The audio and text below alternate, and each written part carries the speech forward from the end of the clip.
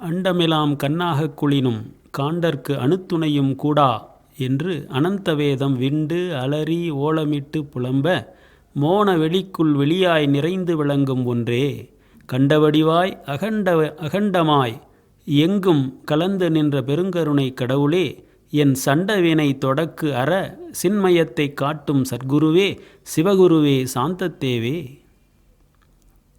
இறைவனின் பெரிய வடிவை வியந்து பாடிய பாடல் என்று இதன் கருத்துரையை சொல்லலாம். அண்டமெலாம் கண்ணாகக் கொளினும் காண முடியவில்லை, அணு அளவும் காண முடியவில்லை என்று அனந்த வேதம், ஏராளமான லட்சக்கணக்கான கோடிக்கணக்கான பாடல்களை கொண்ட வேதங்கள் விண்டு சொல்லி அலறி ஓலமிட்டு புலம்புகின்றன என்று வள்ளல் பெருமானும் சொல்லுகின்றார், மாணிக்கவாசகரும் சொல்லுகின்றார், சமீப காலத்தில் வாழ்ந்த மகான் அரவிந்தரும் சொல்லுகின்றார். வேதங்கள் ஒரு குறிப்பிட்ட எல்லை வரை நின்று அதற்கு மேல் இறைவனுடைய அறிவு நிலையை தொட்டு காட்ட முடியாமல் திரும்பிவிட்டன.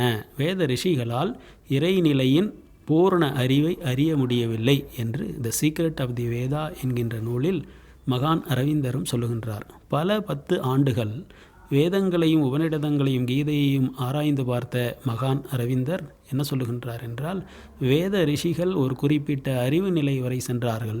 அதனை குரு துரியம் அல்லது சிவதுரியம் என்ற சொல்லால் குறிப்பிடலாம். அதற்கு அப்பால் சுப்ராமெண்டல் கான்ஷியஸ்னஸ் என்று ஓர் அறிவு நிலை உள்ளது. அதை அதிமன அறிவு என்று நான் சொல்லுகின்றேன். அந்த நிலையை வேத ரிஷிகள் அடையவில்லை. வேதங்கள் அவற்றை நமக்கு விளக்கி காட்டவில்லை. அந்த அறிவு நிலையை விளக்குவதற்கும் மக்கள் கூட்டத்தை அந்த அறிவு நிலைக்கு ஏற்றுவதற்குமாகத்தான் நான் வந்தேன் என்று சொல்லுகின்றார். அந்த நிலையை வள்ளல் பெருமான் மகான் அரவிந்தருக்கு ஒரு அரை நூற்றாண்டு காலத்திற்கு முன்பே அதனை இங்கே நமக்கு காட்டுகின்றார். சிவதுரியம் அல்லது குரு துரியத்திற்கு மேல் சுத்த சிவதுரியம், சுத்த சிவ துரியாதீதம், அதை கடந்து சுத்த சன்மார்க்க சுகநிலை என்றெல்லாம் 43 அறிவு நிலைகளை பற்றி வள்ளல் பெருமான் பட்டியலிடுகின்றார். அந்த ஒவ்வொரு அனுபவ நிலைக்கும் பாடல்களை நாம் அருட்பாவிலே காணலாம். நான் அறிந்தவரை உலகில் வேறு எந்த ஒரு நூலிலும் இப்படிப்பட்ட சூப்பர் கான்ஷியஸ் ஸ்டேட்ஸ், அதிமன நிலைகளை எங்கேயும் யாரும் சொல்லவில்லை என்பது ஓர் வியப்புக்குரிய ஒரு செய்தி. அண்டமெல்லாம் கண்ணாகக் கொள்ளினும் காண்டற்கு அணுத்துணையும் கூடாது. நம்முடைய கண்ணல்ல, அண்டம் என்பதையே ஒரு பெரிய கண்ணாக வைத்து பார்த்தாலும் அப்பொழுதும் இறைவனுடைய பெருவடிவை முழுமையாக நாம் பார்த்துவிட முடியாது என்று அற்புதமான ஒரு ஓமையை இங்கே வள்ளல் பெருமான் எடுத்தாடுகின்றார். தெய்வ மகாகவி அல்லவா. இன்னொரு இடத்தில் சொல்வார், நீலவல்லார்க்கு மேல் நீலவல்லார் நம்மை ஆளவல்லார் இதோ அம்பலத்தில் ஆடுகின்றார் என்று சொல்வார் கீர்த்தனையிலே. நீலவல்லார் என்று சொல்வது யார்? எப்பொழுதும் விஸ்வரூப தரிசனத்தை எடுப்பவர் மகாவிஷ்ணு தான். அவருக்கு மேல் நீலவல்லாராக இங்கே மகாதேவன் என்கின்ற சிவனை காட்டுகின்றார் வள்ளல் பெருமான். திருவண்ணாமலை புராணம் நமக்கு என்ன காட்டுகின்றது? பிரமன் படைப்பு தொழிலை நான் செய்யாவிட்டால் காக்கும் தொழிலை விஷ்ணு செய்ய முடியாது, அழிக்கும் தொழிலை அரண் செய்ய முடியாது, ஆகவே நானே பெரியவன் என்கின்ற ஆணவச்செருக்குடன் இங்கே சத்தமிடுகின்றான். அப்பொழுது திருமால் என்ன செய்கின்றார்?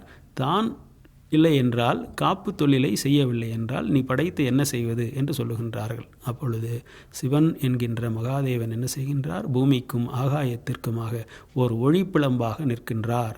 அப்பொழுது பிரம்மதேவன் அன்னப்பறவையாக மேலே சென்றான்.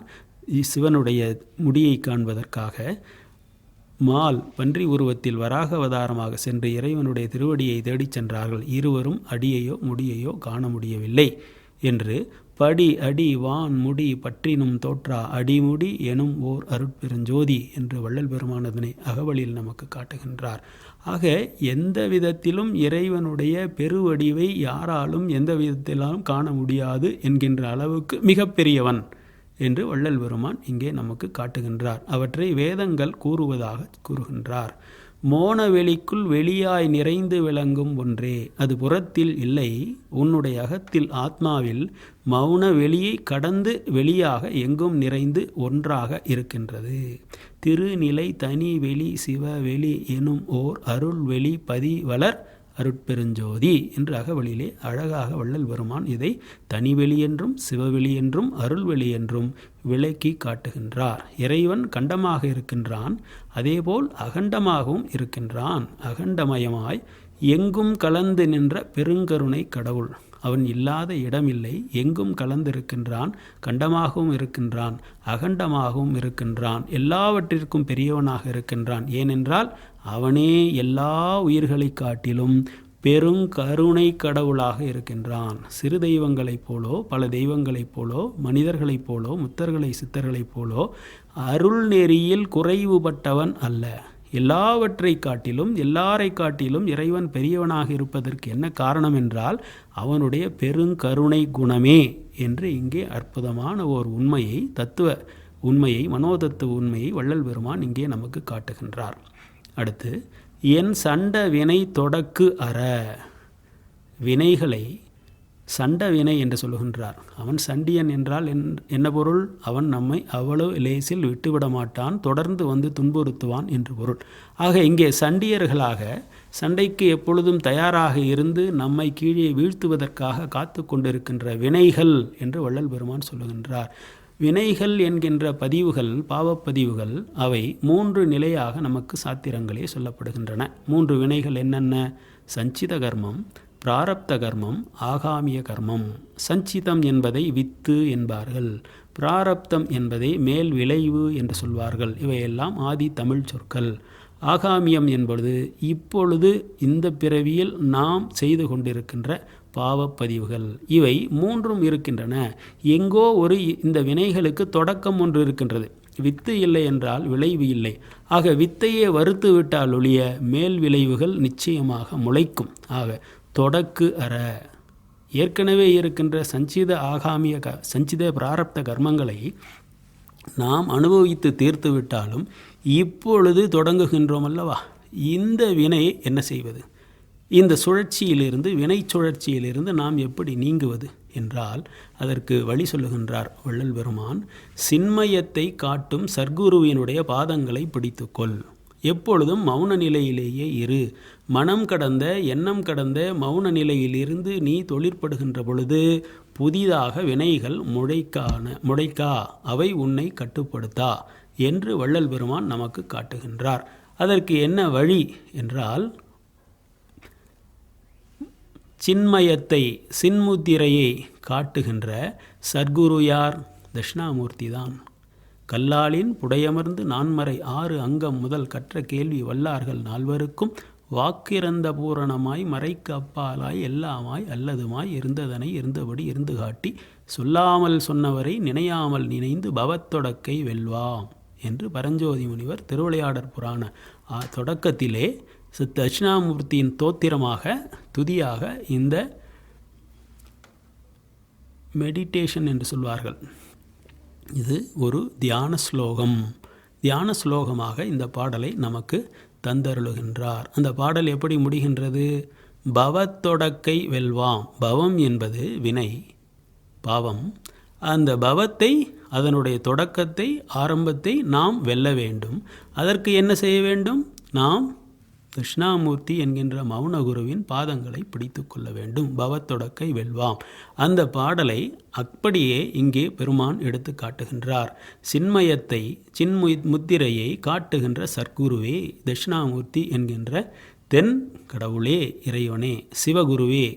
அந்த சிவம்தான் குருவாக, ஆதி குருவாக, தட்சிணாமூர்த்தியாக பூமிக்கு இறங்கி வந்தது என்கின்ற புராண கதை யாவரும் அறிந்ததே.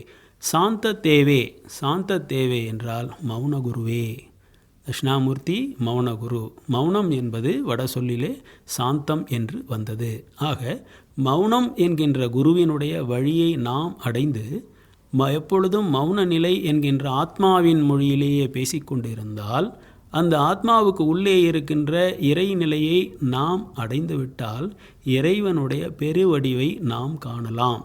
சரி, காண முடியாது என்று வள்ளல் பெருமான் சொல்லுகின்றாரே, நீங்கள் காணலாம் என்று சொல்லுகின்றீர்களே, இதற்கு என்ன விளக்கம் என்று கேட்டால், பின்னால் 6ஆம் திருமுறையில் அண்டமெல்லாம் கண்ணாக கொள்ளினும் காண்டற்கு அணுத்துணையும் கூடா என்று வேதங்கள் சொல்லுகின்றன என்று சொல்லி அதற்கு மேல் நிலையில் சென்ற சுத்த சிவதுரியம் நிலை வரை சென்ற வள்ளல் பெருமான் என்ன சொல்லுகின்றார்? இறைவன் என்னுடைய அருட்கண்ணை திறப்பித்தான், திறப்பித்து முற்றும் காட்டுவித்தான். அருட்பெருஞ்சோதி என்பது முற்றும் காட்டுவிக்கும் தெய்வம். கருணை பூரணமாம் தெய்வம், அருள் பூரணமாம் தெய்வம் என்று சொல்லுகின்றார். முற்றும் தன்னை பற்றி முற்றும் காட்டியது, அருள் பூரணமாக தன்னுடைய வடிவை காட்டியது என்று சொல்லி என்ன சொல்லுகின்றார்? அண்டகோடி அனைத்தும் காணும் கண்கள் எய்தியே, அறிந்தேன் அங்கை கனி போல் அவற்றில் உள்ள செய்தியே, பிண்டகோடி முழுதும் காண பெற்று நின்னையே பேசி பேசி வியக்கின்றேன் இப்பிறவி தன்னையே என்று 6ஆம் திருமுறையிலே எழுதுகின்றார். ஆக வேதங்களாலும் வேத ரிஷிகளாலும் காண முடியாத அந்த இறைவனின் பெருவடிவை இறைவனுடைய கருணையால் அருட்கண் திறப்பிக்கப்பெற்ற வள்ளலார் அவற்றை கண்டு அந்த செய்திகளை எல்லாம் மிக விளக்கமாக எழுதிய கடைசி வேத நூல்தான் 6ஆம் திருமுறை என்கின்ற திருவருட்பா என்கின்ற குறிப்பை இங்கே நாம் நினைவில் நிறுத்த வேண்டும். ஆக பவத்தொடக்கை என்கின்ற சண்ட வினை தொடக்கை நாம் அறுக்க வேண்டும் என்றால் இறைவனை மௌன குருவாக கடைபிடித்து நாம் ஆத்மாவின் மௌனத்தை கடைபிடித்து வாழ்க்கையில் இந்த தொடக்கை வினை தொடக்கை அறுக்கலாம் என்கின்ற ஞான உபாயத்தை இந்த பாடலின் மூலம் நாம் தெரிந்து கொள்கின்றோம்.